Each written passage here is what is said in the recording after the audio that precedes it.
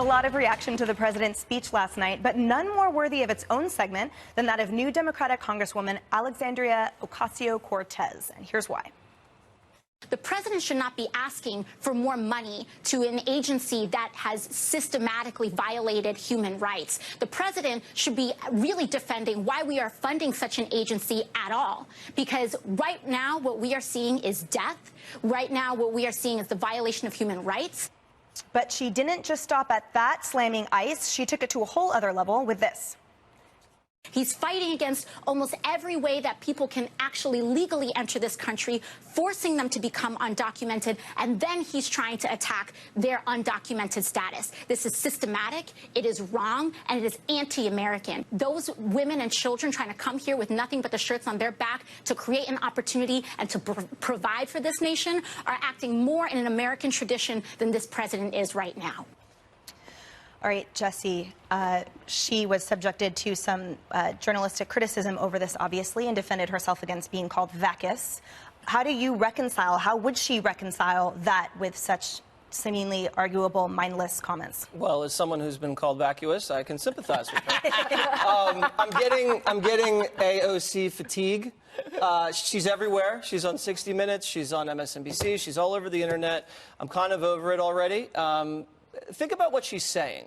She's saying that the illegal aliens are more American than the president of the United States. She's a reverse birther. Okay? It's the opposite of what Trump said. And now she's saying that ICE agents are committing human rights violations. ICE agents are the actual people that apprehend illegal immigrants for committing human rights violations like child sex trafficking and homicide and things like that. She's saying in the midst of decades best wage growth, GDP growth, and unemployment. Hey, you know what? Capitalism isn't working. Let's try socialism. It's the kind of stuff you hear your average college Democrat say, and you kind of just roll your eyes. But now she's a member of Congress. Training wheels are off. She's popping wheelies through the country, throwing hand grenades out there. She's a problem, not for Republicans. She's a problem for Pelosi. That's what I think. I think she's a problem for Schumer more than for Pelosi. Chuck or Nancy, whoever. Well, I think she's a delight for Republicans, apparently. Well, she's good for ratings here at Fox. I think all over the conservative media universe, they seem to delight in what they call it, AOC now. But I must tell you, though, guess what? The American people agree with her. Oh, we are a socialist country now? I didn't know that. I'm saying in terms of the American people say the Republicans are responsible for this shutdown. And secondly, that when it comes to separating families and children from parents, Americans don't like it. Americans think they want to open borders. Americans want to abolish ICE. I think when people say, oh, you know what? These people come and sometimes scare families and workers with these raids. Remember when Republicans said about ATF jackbooted thugs? Well, guess what? Imagine if you're an immigrant and you see your grandmother or your cousin being raided and taken away, you think, oh, my God. So I think Republicans said that when the guns were sold to Mexican drug cartels that killed a border agent You missed the news. I think, no, that was the news one. Dana, you were saying that it's more of a problem for Schumer. Yes, I just say so. The Democrats are already trying to get their 2020 game going, and they're super hopeful. They think that they can make Trump a one-term president. Well, okay, so we'll see how that goes. But if they don't win back the Senate, they will not be in a position of power. It is really difficult. And I think that for Pelosi, where the energy is in the party right now, it helps in the House to have AOC out there and all of these things that they don't have to defend them that much. But if you actually want to have power in the country, you have to win back the Senate. And I think that the more she's out there, the more difficult it is for Chuck Schumer to try to make any gains on the Republicans, and that they're more likely, in 2020, Republicans more likely to keep the Senate or actually even expand the number of seats that they have. Greg? Yes. What would the messaging be for compassionate, more moderate Democrats who don't agree that the human rights violations and that there's just death with ICE and that there's some type of moderate ground that includes the reality of the human rights violations being committed by those being apprehended by those at the border, et cetera? I don't want to help them out. No, I would actually say that you know, she's okay. She is the Democratic Party's Trump in the sense that she is galvanizing social media via extreme and memorable pronouncements. Every morning she gets up and she says, "What's my locker up? What's my build the wall? And she comes up with something every day that like ends up on shows like this. But I think she's betraying her constituency. Illegal immigration affects the wages. It affects the job market of minorities. That is a stone cold fact. And it is, Juan, it is. And yes. I think what's a stone cold fact is that immigration actually helps economic growth. Legal. Yes, no, legal. It feeds into systems that then result in categorically low wages and non-compliance and lack of benefits and lack of the things that people on the left This call reminds for. me of like Mitt Romney's gardeners and Trump people at Trump's properties being said, oh yeah, I guess we're illegal immigrants. Oh.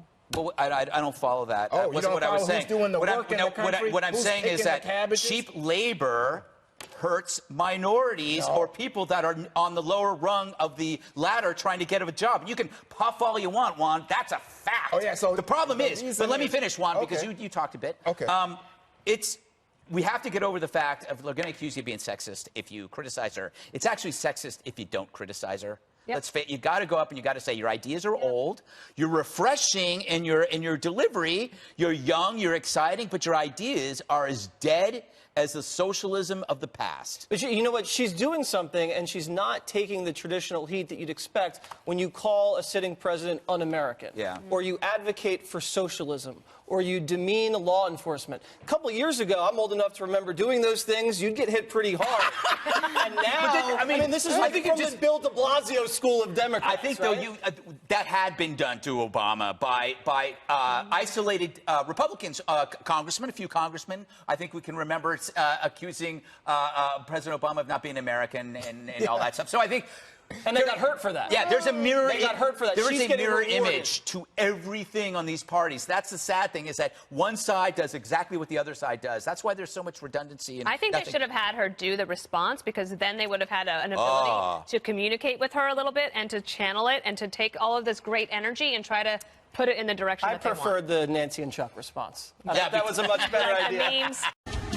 Well, she has been in Congress for less than a week, and already freshman Congresswoman Alexandria Ocasio-Cortez seems to be stealing some of the spotlight from Chuck Schumer and Nancy Pelosi. She issued her own response last night to President Trump's speech with a call to abolish ICE. Watch. The president should not be asking for more money to an agency that has systematically violated human rights. The president should be really defending why we are funding such an agency at all. Because right now, what we are seeing is death. Right now, what we are seeing is the violation of human rights. This is systematic, it is wrong, and it is anti-American. Here now, Charlie Hurd, opinion editor at The Washington Times and a Fox News contributor, and David Brown, former senior advisor to Senator Patty Murray and a Democratic strategist. David Brown, let me start with you. According to our information, she just voted as part of the last funding measure to support ICE. You know, she certainly seems to be against this horrible, inhumane institution, but she supported the payment to ICE. Hey, Martha, good evening. So I watched her remarks in their entirety last night, and what I heard her saying was that she wanted us to be focusing on ICE and on the role that ICE had in the death of the child who was in custody on Christmas Day, and she was expressing a moral outrage that anyone in U.S. custody at the border would be in jeopardy of dying. She also said that, and I think this is appropriate for a congresswoman to say, that we should be exercising oversight and holding any federal agency to account. So I'm not sure I would read her comments the way perhaps you have. But there's a broader point here, too, which is, again, we find ourselves, it's a bit of a broken record. We find ourselves as a country debating immigration.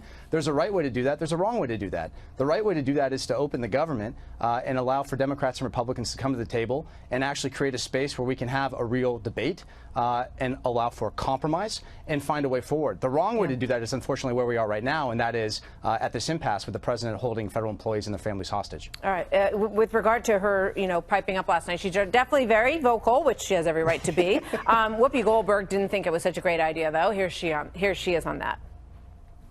There are a whole bunch of people in the Democratic Party who have been busting their to make sure that women get what they need, people get what they need, children get what they need. So you just got in there, and I know you got lots of good ideas, but I would encourage you to sit still for a minute and learn the job.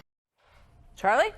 Welcome to the 2020 campaign cycle, and I think we're going to be seeing this for the next 2 years. And, you know, the whole reason that Nancy Pelosi and Chuck Schumer went out last night to deliver their remarks is because they're desperate to not only counter President Trump, but to give a sort of reasonable response for their party.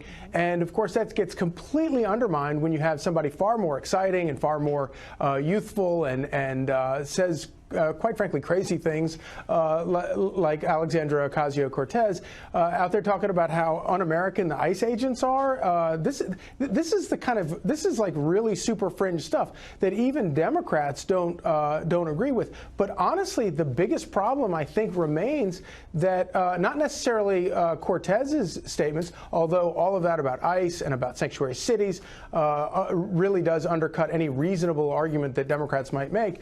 But you know, if you just listen to what Nancy Pelosi said, the idea that she says that the wall is immoral and that the entire thing is a manufactured crisis by the president, those are pretty outlandish things too. And so I don't know which is harder to which of those Democratic talking points is the hardest for them to defend against. Nancy Pelosi and Chuck Schumer and Alexandria Ocasio have called for the government to be reopened. They think that this whole thing, we need to move on from all this. At one point, Ocasio-Cortez said that she thought that members of Congress should forego their salaries if other people aren't getting paid. And David, we called her office to see if she's done that. She's been asked several times. She said, "I got to go," when she was asked about it. Do you know whether or not she has volunteered to forego her own salary? I don't, but look, I'm always a fan of holding Congress accountable and actually functioning. I was serving as an aide in 2013. When the Republicans shut down the government to pick a fight with President Obama, and I was furloughed along with hundreds of thousands of other federal employees. And look, the reality is this, for these people and their families, this is not a game. There's a real cost to folks. It's about whether they can make their mortgage, whether they can pay for gas or food. I mean, I was reading stories this weekend. Most Americans don't have savings. And so for a lot of these people, this political game and inside the Beltway bluster with the president and back and forth with Mitch McConnell on the floor of the Senate, it has real meaningful consequences for people back home. And that's what, to me, that's really the heartbreaking piece of this. Well, they've had a long time to work it out. And they always seem to not be able to do anything until they get to this point, which I think most people who run any kind of business thinks is reprehensible and ridiculous. But that's where we are. I got to leave it there, guys. Thank you very much. We'll have you back in. David Brown, Charlie Hurt, always good to see you. I thank you. God bless you, and may he continue to bless the nation that has showered this land with love for more than 2 centuries. Thank you all. God bless you all.